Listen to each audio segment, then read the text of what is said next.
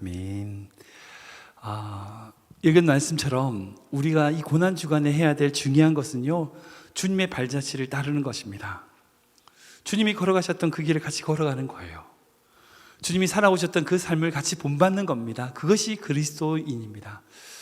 내일부터 시작되는 특별 새벽기도 기간 동안 예수님이 걸어가셨던 그 길을 우리가 따라가기 원합니다. 그 발자취를 따라가기 원합니다.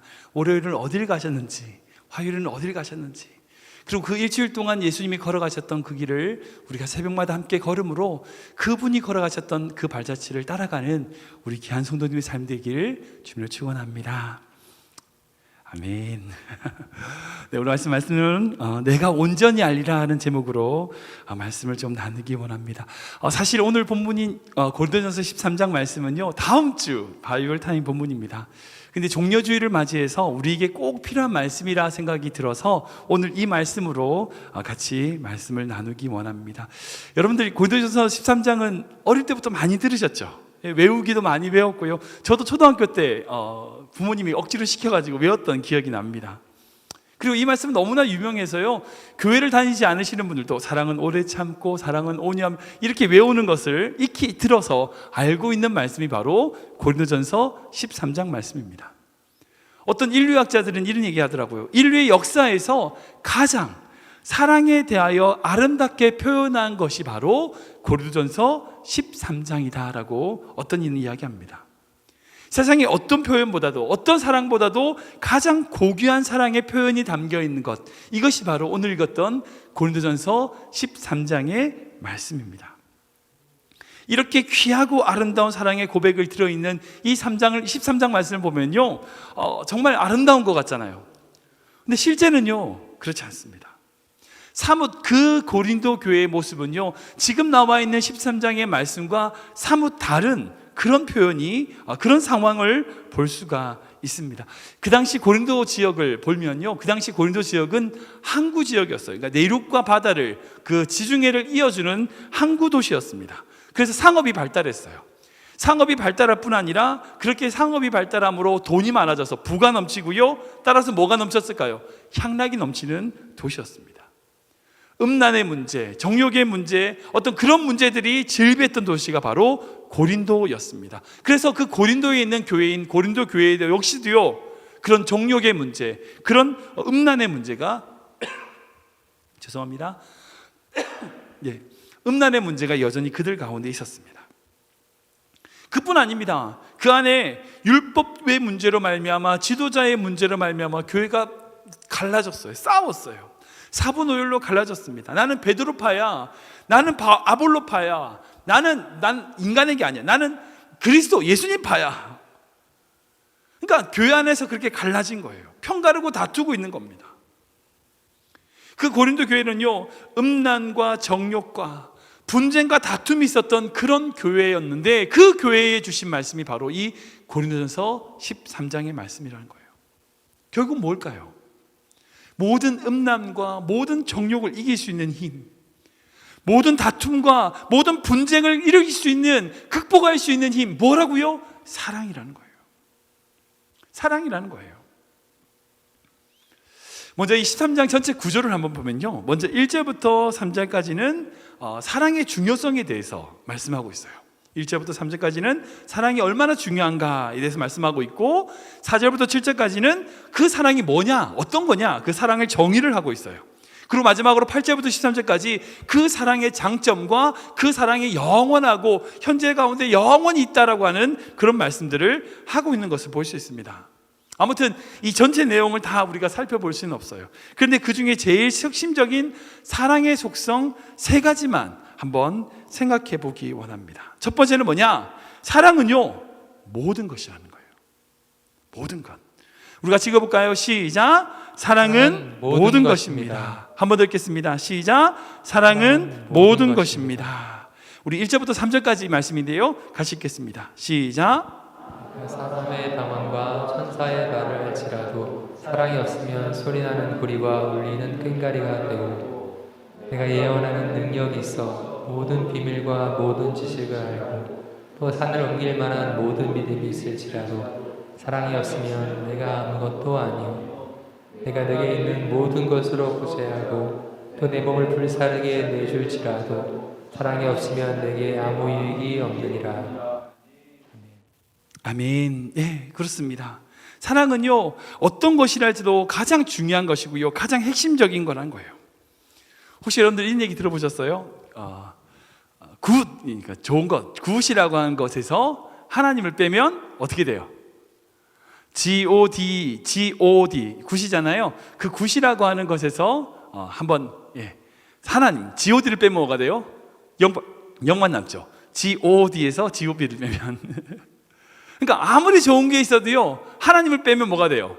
빵이에요, 빵. 근데 아무것도 없어, 빵이야. 근데 거기 하나님을 더하면요, 굿이 되는 거예요. 예. 사랑하는 여러분, 이게 오늘 본문 말씀하고 동일하게 적용됩니다. 영적인 공식이 똑같아요. 1절 말씀 보면 천사의 말을 하고요, 방언도 하고요, 이런 말도 하고 저런 말도 하는 정말 귀한 말을 한다고 그래요. 정말 귀한 말재주가 있어요. 어떤 천사의 말, 사람들을 감동시키는 어떤 그런 아무리 좋은 말을 했다 할지라도 뭐라고요? 사랑 없으면 빼기 사랑은 빵, 아무것도 아니라는 거예요. 2절 보세요. 예언한 능력이 있어. 능력이 있어. 비밀을 알고요, 산을 옮길 수 있는 믿음이, 정말 대단한 믿음이 있고 능력이 있고 실력이 있어도 거기 사랑이 없으면 빵, 아무것도 아니라는 거예요. 3절 말씀 보면 이 시대에 뛰어난 영웅, 얼마나 희생하기도 하고 자기 몸을 불사르게 내어주는, 자기를 헌신한 사람이 있다 할지라도 그 마음 안에 사랑 없으면 빼기 사랑은 뭐가 된다고요? 빵, 아무것도 아니라고요. 사랑하는 여러분, 우리 삶에 있어서 이것이 너무나 중요합니다. 어떤 것을 하든지 어떤 삶의 자세에 있다 할지라도요, 거기 사랑을 빼고 나면 뭐가 된다고요? 아무 의미가 없다는 거예요. 아무 의미가 없다는 거예요. 혹시 우리 교회 성도님들 사랑 없이 봉사하고 있습니까? 혹시 사랑 없이 기도하십니까? 혹시 사랑 없이 헌금하세요? 다른 사람 눈치 보면서 헌금하세요? 사랑 없이 봉사하세요? 혹시? 사랑으로 해야 됩니다. 우리가 그 사랑이 있을 때에, 그 사랑 안에 거할 때에 그 삶, 어떤 삶이든지요, 찬양이든 예배든 봉사든 헌신이든 어떤 삶이든지 의미가 있다는 거예요. 사랑이 모든 것이라는 거예요. 이 말씀을 비춰보면요, 제가 얼마 전에 금요일 예배 때 그런 산상수훈 말씀 가지고 내가 나눈 적이 있어요. 그때 말씀을 드리면서 이 세상의 가장 귀한 가르침, 이 세상의 사람을 가장 마음에 변화시켰던 그 가르침을 전했던 사람이 누구다? 예수님이라고 했어요.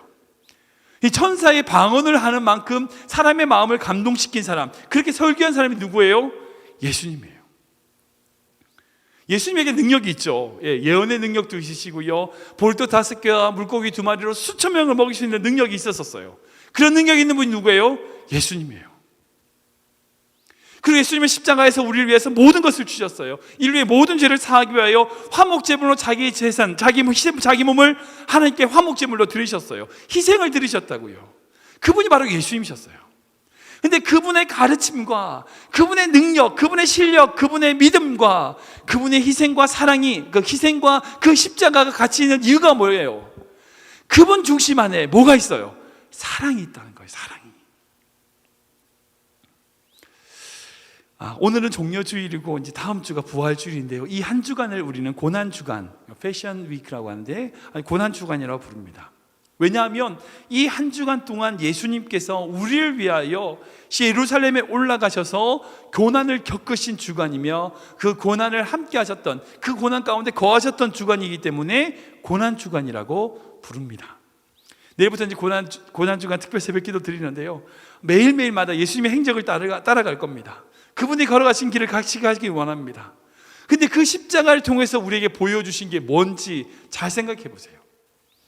아까 말씀드린 것처럼 그분의 가르침이 위대해요. 그분의 실력과 믿음과 능력이 대단하세요. 우리를 향하신 놀라운 십자가의 희생과 사랑, 희생과 헌신이 있어요. 십자가가 있어요. 이 모든 것이 우리에게 무엇으로 다가올까요? 결국 그 핵심은 그분의 사랑이라는 거예요. 그렇기 때문에 사랑은 모든 것이에요. 그렇기 때문에 우리 인생은 주님의 사랑으로 살아가게 되는 거예요. 이 고난주간에 우리 모든 성도님들이 고난의 십자가를 묵상하기 원합니다. 그리고 그 고난 뒤에 감춰져 있는, 주님의 그 놀라운 능력 뒤에 감춰져 있는 그 말씀 뒤에 숨겨져 있는 주님의 사랑을 보기를 원합니다. 두 번째는요, 사랑은 항상 있다는 거예요. 같이 읽어볼까요? 시작. 사랑은 항상 있는 것입니다. 한 번 더 읽겠습니다. 시작. 사랑은 항상 있는 것입니다. 우리 13절 말씀이거든요. 같이 읽겠습니다. 시작. 그런즉 믿음, 소망, 사랑 이 세 가지는 항상 있을 것인데 그 중에 제일은 사랑이라. 아멘, 아멘. 이 13장의 가장 마지막 구절이 바로 이 13절입니다. 많은 성도님들이 이 믿음, 소망, 사랑, 그 중에 제일은 사랑이라는 말씀에 집중을 하죠. 저는 그것보다 믿음, 소망, 사랑 이 세 가지가 어떻게 있다고요? 항상 있을 것이라는 거예요. 저는 이 말씀이 저에게 와닿습니다. 사랑하는 성도 여러분, 정말 믿음과 소망과 사랑은요 항상 있어요. 그 중에 제일은 사랑이다. 말 맞아요. 제일 사랑 중에 사랑인데 그 중에 제일 사랑이라는 것도 중요하지만 이 믿음과 소망과 사랑이 항상 있을 것이라고 하는 말씀도 참 중요합니다. 우리가 어딜 가든지요 그곳에는요 믿음과 소망과 사랑이 있습니다. 아무리 깜깜하고요 고난의 터널에 갇혀있다 할지라도요 그 속에도 믿음과 소망과 사랑이 있습니다. 코로나19로 말미암아 미국 안에 거의 확진자가 오늘 아침에 제가 찾아보니까 31만 명이더라고요. 그리고 사망자가 거의 10,000명에 육박하게 됐습니다. 8,500명 정도로 미국 안에서 코로나19가 정말 타격이 제일 큰 상황인 것 같아요. 전 세계 중에서. 지금 이제 미국이 심하겠지만 제가 생각할 때는 지금 미국의 문제는 그래도 드러나잖아요. 근데 아프리카라든지 저 남미의 가난한 사람들에게는요 이 타격이 더 클 거라고 생각해요.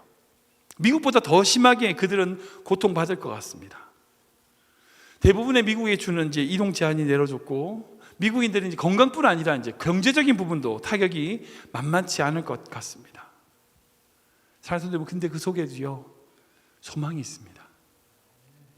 그 속에도요 믿음이 있습니다. 이 상황 속에서도요 하나님을 향해서 부르짖는 의료진들의 기도가 있더라고요. 제가 영상을 보니까 의료진들이 병원에서 막 무릎 꿇고 기도하는 모습을 제가 감동을 받았어요. 아프고 고통받고 있는 이 상황 속에도요 주님의 사랑이 있습니다. 우리가 못 봐서 그렇죠. 안 보여서 그렇죠. 주님의 사랑은 항상 있습니다. 언제나 존재합니다. 사랑하는 여러분, 이 강대상에도 있고요 사랑은 여기도 있어요. 우리 교회 주방에도 있습니다. 여러분들 가정에 있는 집에도 있어요. 여러분들이 요리하는 그 주방에도 그 사랑이 있어요. 사랑은 항상 있을 것입니다. 근데 중요한 건 뭐예요? 우리가 그걸 못 봐요. 그 사랑을 볼 수 있기를 주님의 이름으로 축원합니다. 그 소망을 바라보시기 바랍니다. 소망이 있습니다. 희망이 있습니다. 믿음이 있습니다. 주의 함께 하심이 있습니다.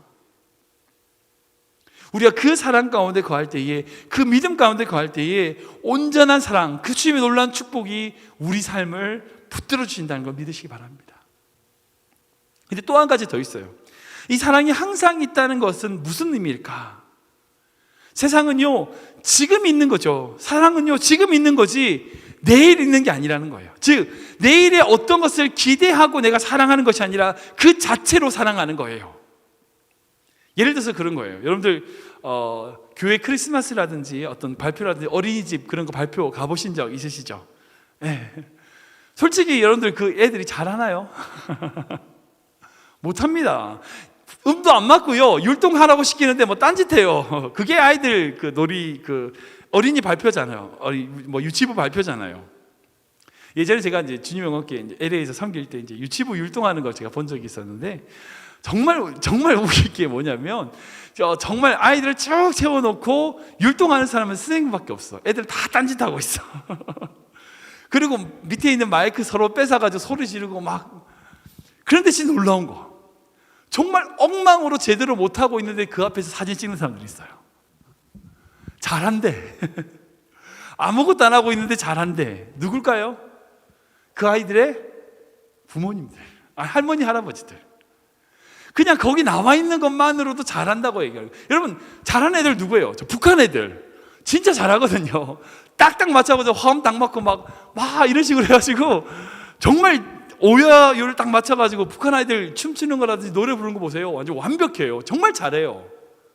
근데 한국 애들이라든지 뭐 유치원 발표 보면 북한 애들처럼 그렇게 못해요. 근데 모든 부모님들이 그 아이들을 막 사진 찍으면서 뭐라고 그래요? 잘한대요.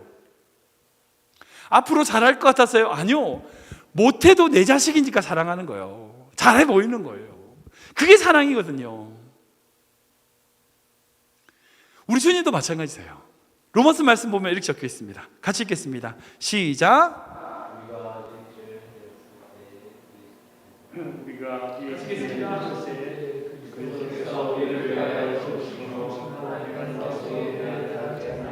수행하셨느니라.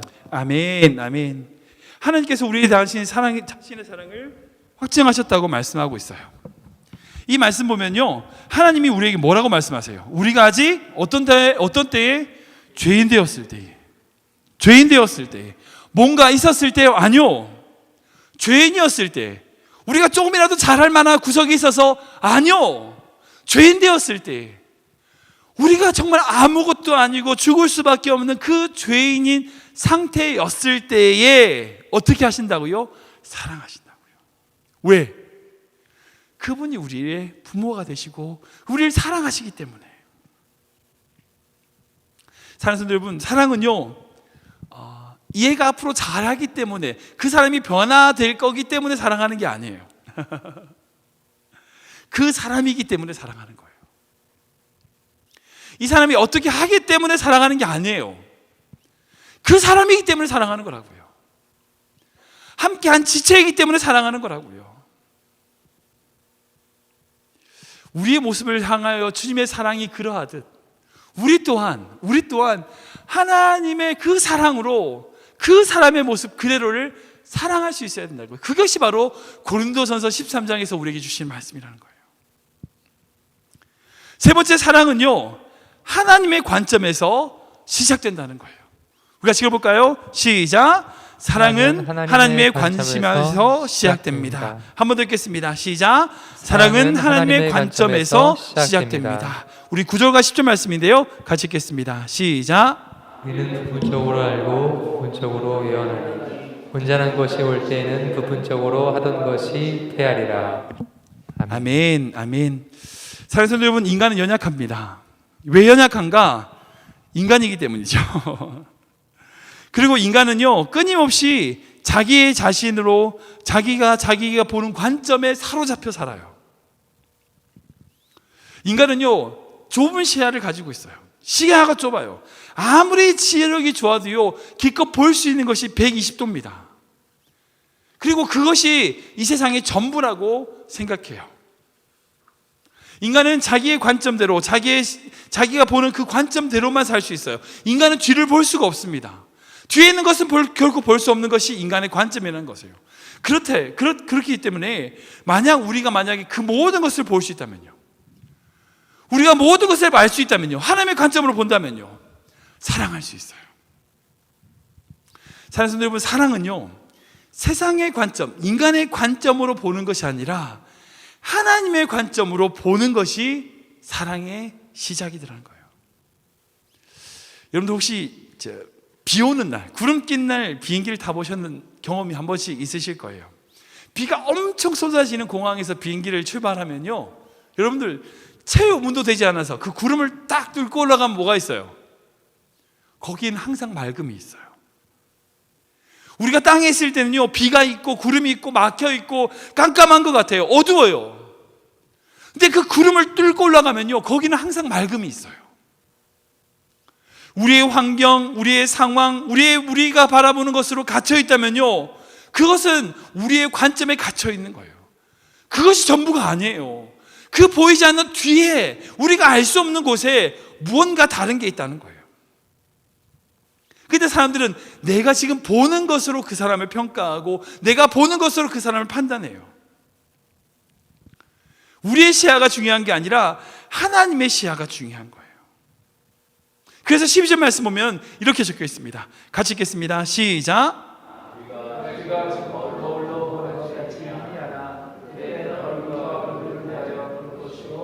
지금은 부분적으로 아나 그때에는 주께서 나를 아신 것 같이 내가 온전히 알리라. 아멘. 이 말씀 그대로예요. 그러니까 지금은 우리가 어때요? 희미하게 보는 거, 거울 보는 것처럼. 그 당시의 거울은 이제 청동 거울이어서 지금처럼 잘 보이는 거울이 아니에요. 희밋하게 보이는 거울이에요. 거울을 보는 것처럼 우리의 모습, 우리의 상황, 그 사람의 어떤 모습들을 잘 볼 수가 없어요. 그런데 어느 때가 되면 정말 우리가 천국에 가든지요, 하나님의 은혜 가운데 그 사람을 사랑하고 섬기고 그 사랑, 주님의 사랑으로 그들을 바라보게 되면 어떻게 된다고요? 주께서 나를 아는 것 같이 내가 온전히 알게 된다는 거예요. 어떤 지하철에 4살짜리 꼬마아이를 데리고 탄 아버지가 있었다고 합니다. 이 4살짜리 꼬마아이를 타고 아버지가 지하철 탁 앉았는데, 이 아버지는 이 꼬마아이를 너무 방치해 두는 거예요. 이 4살짜리가, 여러분들 미운 4살 아시죠? 예, 요즘은 이제 죽이고 싶은 4살이라고 하는데, 아무튼 4살짜리면요 활동 영역이 되게 뛰어나요. 막 계속 지하철을 뛰어다니는 거예요. 대책 없이 이 아이가 막 떠드는 거예요. 소리 지르고요, 다른 사람 방해하고요, 어떤 사람의 지갑, 가방을 막 제끼기도 하고, 다른 사람에게 너무 같이 그 지하철 타고 있는 사람들 너무 방해하는 거예요. 근데 이 아이가 그렇게 방해하고 떠들고 시끄럽게 하고 다른 사람을 힘들게 하고 있는데, 이 아버지는 가만히 있는 거예요. 보도 못해서 어떤 아저씨가, 여보시오, 당신 아들 아니야? 좀 제재해야지. 제가 지금 다른 사람들을 지금 가방 뒤지고 있잖아. 뭐 하고 있어?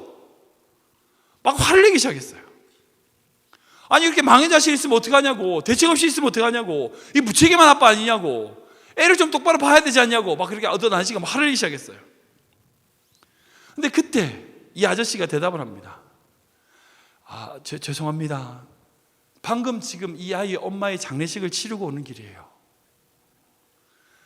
이 아이 엄마가 이제 죽고 나서 제가 어떻게 살아야 될지 몰라서 지금 망연자실하고 있습니다. 근데 얘는 지금 자기 엄마가 죽었는지도 몰라요.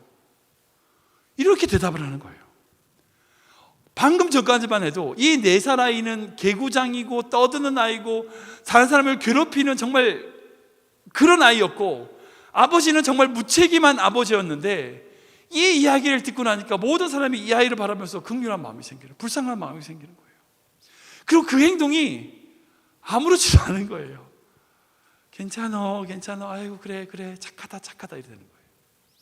방금 전까지만 해도 그 아이는 되게 못된 아이였고 장난꾸러기고 대책 없는 아이였는데, 그 한마디에 그 상황을 알고 나니까 그 아이는요 너무나 귀하고 너무나 불쌍하고 앞으로 인생을 살아가기에 너무나 힘든 일이 남았던 그런 긍휼이 보이는 아이로 변한 거예요. 마찬가지입니다. 여러분들 혹시 여러분들이 누군가를 오해하는, 누군가를 좀 생각하면서 저 사람이 왜 그럴까, 저 사람의 행동이 왜 저럴까, 그런 생각을 드신 적 있으십니까? 왠 줄 아세요? 그 사람을 다 못 봐서 그래요. 그 사람을 내 관점으로는 본 거고 하나님의 관점으로 못 봐서 그래요. 그 사람이 그 행동을 하는 이유가 있었을 거예요. 왜 그런 행동을 하는지 모르지만 분명히 그 행동을 하는 이유가 있었을 거예요. 내가 그걸 알면 그 행동이 이해가 돼요. 여러분, 사랑은 그거예요. 사랑은요 내 관점으로 그 사람을 판단하고 내 관점으로 그 사람을 생각하는 것이 아니라, 누구의 관점으로요? 하나님의 관점으로 그 사람을 판단하는 거예요. 하나님의 관점으로 그 사람을 바라보는 거죠. 그게 사랑입니다. 말씀을 정리하겠습니다. 오늘은 예수님께서 십자가를 지기 위하여 예루살렘을 올라가신 종려주일입니다. 이 종려주일은 여러분 아시겠지만 이제 수많은 백성들이 종려나무 가지를 흔들고 예수님을 환영하는, 예수님을 찬양하는, 그걸 기념하기 위해서 만든 주일입니다. 종려나무를 흔들면서 호산나 다윗의 자손이여, 호산나 다윗의 자손이여 라고 하면서 정말 예수님을 환영하는 그런 백성들의 찬양이 넘쳤던 것이 바로 종려주일입니다. 그리고 그 예수님을 따르는 제자들은 어땠을까요? 뒤에 따라오면서 막 으쓱하면서 막 의기양양하면서 예루살렘을 올라가고 있는 주일이 바로 종려주일입니다.